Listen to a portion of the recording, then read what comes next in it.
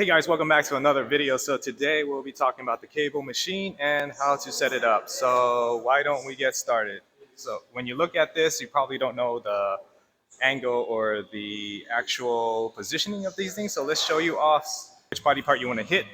So obviously you can do a lot with this machines. We're not going to do backflips or anything like that like you see on TikTok or YouTube or anything like that, where people are jumping around doing backflips and using the cables to jump up and down and things like that. We're not going to do that. We're going to do simple beginner kind of stuff, focusing on chest, maybe some glutes and the back. Most of the time you probably won't be able to get too much of a leg workout here. I mean, you can if you're creative. So right now, as you can see, these are basically set up in this kind of position. So we're going to start with chest presses first.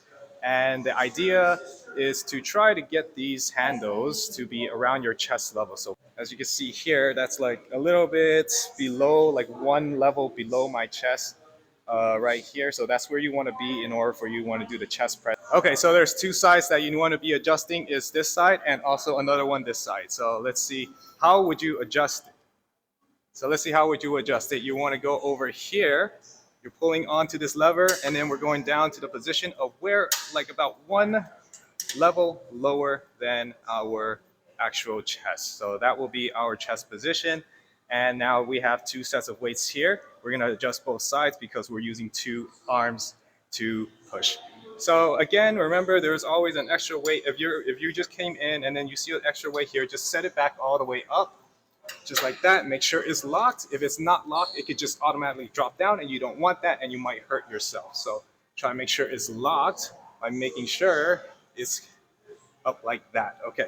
And then for these weights, basically you can see the number here. Just make sure whichever one is comfortable for you. Adjust both sides to be the same unless you want to be in balance. So that's how you would do it. So as far as setting up these handles over here, we're gonna have to take this out. Now, how the heck do we take this out, right?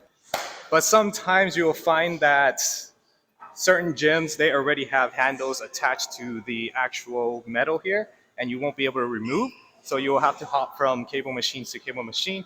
But at other gyms, you will only see just the handle like this, and you will have to bring your own cable stuff, like this tricep pull down with the rope, or these handles over here, or the bicep curl with these. Basically, there's a lot of variation of attachments that you can have here.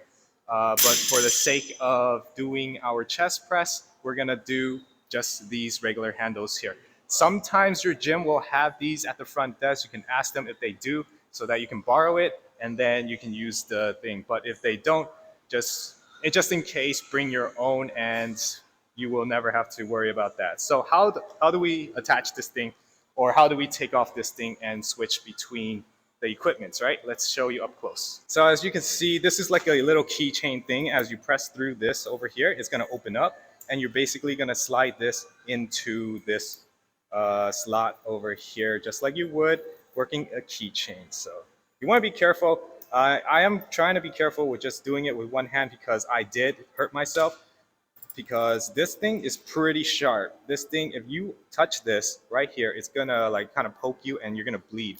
So you wanna be careful there. So, all right, so we just got that through in. So yeah, we just slot it in, and that's how you do it here. So now if you have equipments already attached here and you wanna take them off, again, it's the same concept. Push this thing out and then just roll it out like this, okay? Obviously, you're gonna use your hand to catch it. I'm just trying to show you how it is done, and then basically insert the other lever into this, and you should be able to get it in. Okay, so let's just slot this one in, and now let's get to the actual exercise. So we made sure that everything is correct. We are on our number on both sides, around 12 for me, and we're gonna grab these two, all our weights, make sure that it's both the same weight, and now we hold this across, and basically you're gonna push forward and back. So angle your elbows down like right here. Do not go too in. This will be too much tricep work. I mean, sometimes you can focus on chest, but let's just have like a 30-degree angle away from you. Do not be too high. Again, that's gonna put your shoulders in a vulnerable position. Be about 30 degrees away from your body. So you're gonna be pressing fast then slowly come back as your chest relaxes. So as you can see, push fast and slowly come back as your chest relaxes. Let's say 6, 8 on one side, you switch to the other side, and then you go and do a push again. Because why? You want to be switching legs is because you don't want to be imbalanced. Maybe some secondary, tertiary muscles are being activated during the one leg forward. So you want to try to make sure that both sides will get the same amount of treatment. So again, one leg is forward like this, and you press just like that. So, and you're going to switch the other leg if you're going to do the other side, just like that. Okay. Again, how that would look like on the side, you're just basically having your leg positioned like that. Now, if you're having a little bit of trouble balancing, that's probably because one of your foot is too straight or aligned with the other one. Try to stagger it a little bit by kind of stepping to the side, like right there. Instead of standing straight parallel with your foot, that's going to make you imbalance. Step to the side, that's fine. And then you can just do it. And that way, your balance is fine. So that would be the chest press just for the horizontal. That will be kind of replicating the same thing as your machine chest press. Now we want to try to get an incline chest press, right? But before we go to incline, which is a lot harder than the decline, let's go with decline first. As for the decline press, now how the heck do we adjust it? Decline is basically going down and pressing down. So what we want to do with this weight over here, we're going to adjust it by going all the way up to our head level. Once we find where our head level is, get it to your head level, and you should be fine with the decline press. So that will be my head level. And we're going to do it on this side too. Put it, head level. Make sure both sides is even. There, we got head level, head level. Because what you want to do is just grab this and you're pushing down. So you want to have that angle to come down, and that's what you want for your decline press. Again, both sides are going to be even, and we're going to show you how to do it. Okay, so now that we have it here, it's going to be a little bit different than the chest press. We're going to do a decline chest press. It's basically first things first. First, safety, right? So you do not want to be bringing down the weight, no matter how strong you are and no matter how light the weight is. Always be careful by playing it safe. Come back here, be in front of the handles, pull it down this way so you kind of have more leverage on your pull, and then you step forward all the way forward until you have a little bit of an angle as you see there. And then you're going to rotate your fist out, and you can come up and push down. You don't even have to come up too high, just a little bit, and then push down to the floor. You're trying to push all the way down, keep your chest puffed up, and then come up, pushing down, just like that. What you want to do is that you want to feel that contraction on your chest every single time you come down, because this is where you can bring your chest together. The cable is a lot easier to manipulate your chest because you're able to bring it a lot closer than the typical machines that you will find in your gym. So again, you grab it all the way back here. Now, why do I want to grab it all the way back here? Obviously, it's going to be the danger of using your shoulders. So let's say we want to grab it all the way back here. You see how much strain you're putting on this tendon over here. If you're gonna pull down a very heavy weight from this position, you're just gonna snap something. And whenever you have a slight chance of snapping something, that's something you want to kind of eliminate altogether. So that's why even if you are so strong and you can handle something like this, I still wouldn't recommend pulling it from this direction. Come back here, pull this down, get into your position, step forward about 2 steps, rotate your arms out, then push straight down. Get that decline press, just like that.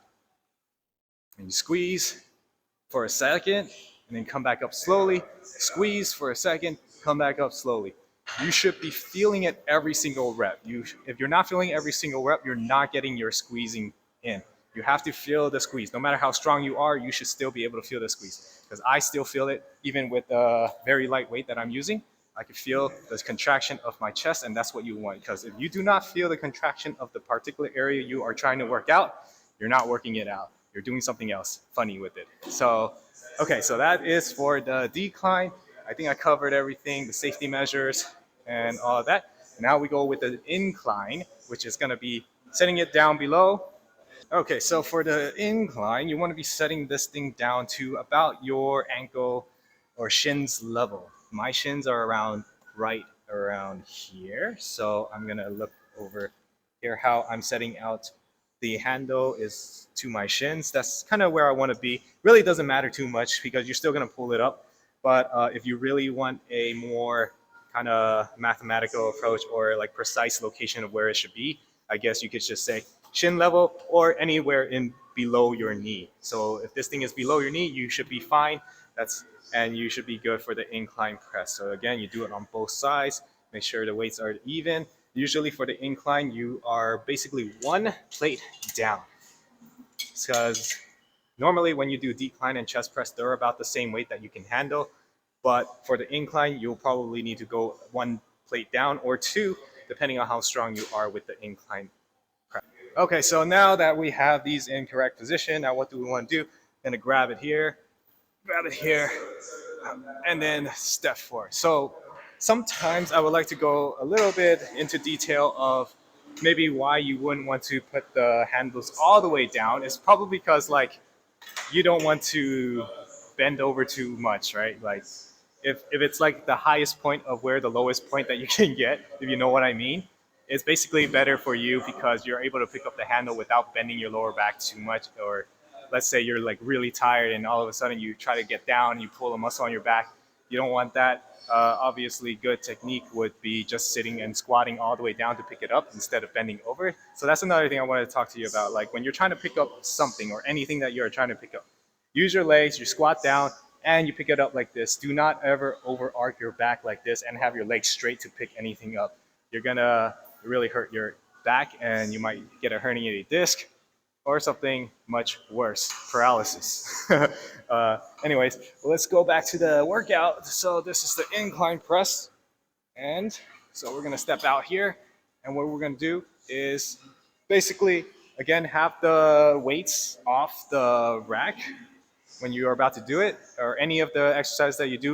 You want to try to get the weights off the rack in your neutral position. So you're not going to start where the weights are already touching. You're going to try to pick it up and let it be hanging as your neutral position. Once it's hanging on your neutral position, that's how you know that when you get back to your neutral position, you're not slamming the weight back down to the machine. Again, you do not want to be breaking the machine. You do not want to be making a lot of noise like some people do at the gym.